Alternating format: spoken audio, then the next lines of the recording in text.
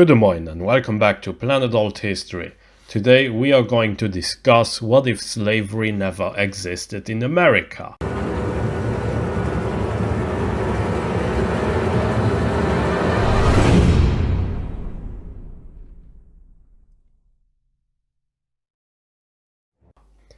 Let's define America first of all. When I say America, I refer to the United States of America, or the USA. Now, slavery always existed within the Native American tribes, and slavery also existed in Africa, in parts of Europe, in parts of America such as Brazil for instance, the Caribbean, and we would probably still see it in many parts of the world in this alternate history. So this alternate history is not about a world where slavery is completely abolished since thousands or even 10,000s of years ago. But this alternate history will explore a world in which one of the most important countries in the world, whether you like it or not, yes, I know, the US. And it is one of the most important countries in the world as of today. So we will explore what would happen if the US never had slavery or the institution of slavery. The Spanish already enslaved some Taino people in the Caribbean in the beginning of their colonization efforts. And let's not forget that the Europeans also sometimes enslaved Native Americans. Between 1670 to 1715, the trade of Native American slaves was very important within British Northern America, something that gets largely overlooked. Native Americans had health issues due to the illnesses that were brought by Europeans, and the Europeans saw them as weak and not strong enough to perform hard labor. That's why Africans were eventually brought over to the Americas, first by the Spanish, in Florida for instance, or the Caribbean, and then later on by the Brits. Slavery laws, they were created and well defined. Most of the slaves lived in the South, and we all know what happened during the very young years of the newly created USA. The Civil War erupted mainly because of slavery. The economy in the South literally depended on slavery for many years, as well as the Caribbean with the sugar canes and many more types of crops. So what if all of that changed? What if slavery never existed in America? There are a few points of divergences we could work with. One point of divergence would be that Native Americans would get more resistant to European sicknesses and diseases faster. Another point of divergence would be that the specific anti-slavery religious wing within the Anglican Church would get stronger influence, and the monarchs, they would just accept this idea and they would just not be for slavery. And another idea is that convicts and prisoners, they would be sent to the US so that slaves would be not necessary to perform the hard labor in there.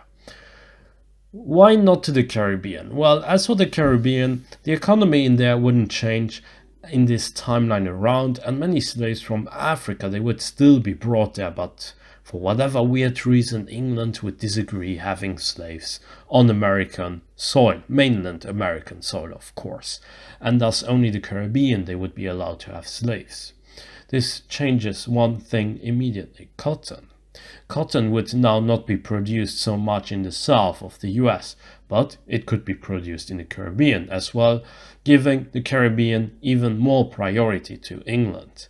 Population-wise, the Caribbean would get more people moving in, and mainland America would remain a bit emptier than in OTL. There would be a lower class in mainland America, but it would not be compromised by black African slaves, but by British convicts and even perhaps some Irish people who would work underpaid jobs or just try their luck in the 13 colonies. I don't think that the 13 colonies would become really poor suddenly, but the economy would be vastly different, and the South could be completely underdeveloped. It could, in a way, become a warmer version of Siberia, where town, cities and settlements, they would be developed because the king or the monarch would send the opposition in there, or people who would just not be good enough, or convicts, kind of similar to what the Russian Tsar did with his population. The same would then happen in this timeline with the South of America. We could see percentage-wise more Native Americans or mixed people, but the difference would not be that great on a larger scheme of things. With that said, less wealth would be created in mainland America, and with less wealth there would be less money, less taxes, and thus also less motivation to declare independence from Britain. I'm not going to say that Northern America would stay forever with Britain, but the chances are very high that the Brits would have a lot more control in this area. America would gradually get more autonomy, but I'm not even sure how the regional divide would look like for several factors. Without an American Revolution as we saw it in our timeline, Louisiana would probably remain French, and we may see a bigger Francophonization going on. It's likely that yes, some parts they could be taken by Britain, but not everything would be outright annexed. Thus, mainland America would have a stronger French influence, and some regions would have a Francophone identity. We could even see something akin to Canada and the US. Both are Anglophone countries, but with a twist that the same would happen, but in a Francophonized way. We could then have Quebec and Louisiana, or a French Northern American territory, as well as a French North American territory. They would evolve separately after some time. The Mississippi River alone would be a huge factor on commerce, economy, urbanization, trade, and culture, while the northern part could become something like an extension of Quebec. Florida could still be taken by the Brits, and it would change over time. It would, however, be treated differently from the rest of the 13 colonies or dominions, and it would be more Caribbean in culture due to the trade that would come from the Caribbean, but also capital from the north would then move to Florida in order to buy certain goods or to create import businesses. I could easily see Florida in this alternate timeline become the most developed part of the South, mainly due to its geographical position. Australia and New Zealand would develop differently in this timeline around. Granted, Australia and New Zealand they would still see a British influence, but the Dutch and the French they would certainly not only have interests in there, but even territories.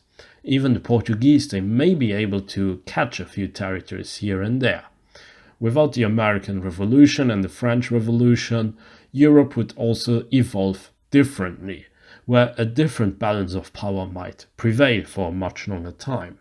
However, Spain would still lose their colonies, and thus Mexico or New Spain or whatever entity would take the place of Mexico would nominally control California and Texas.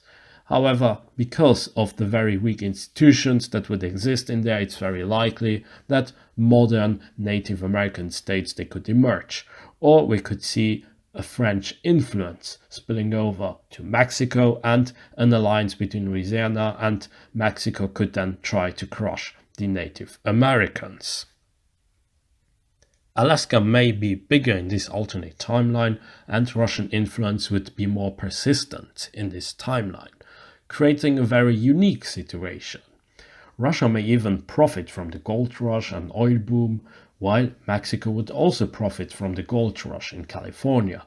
But the French, they would actually get most of the profits because they would take advantage of their position, their technology as protectors of Mexican independence and also as investors.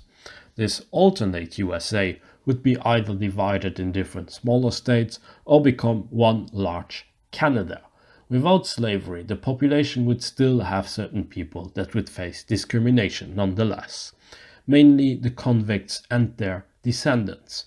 They could even get an own name or a new name, but it's very likely that even when the kids they get born in there, they would still face the same troubles, because once kids they get born into poverty, it's very difficult for them to get out of poverty because it's a vicious circle. There are numerous studies about it.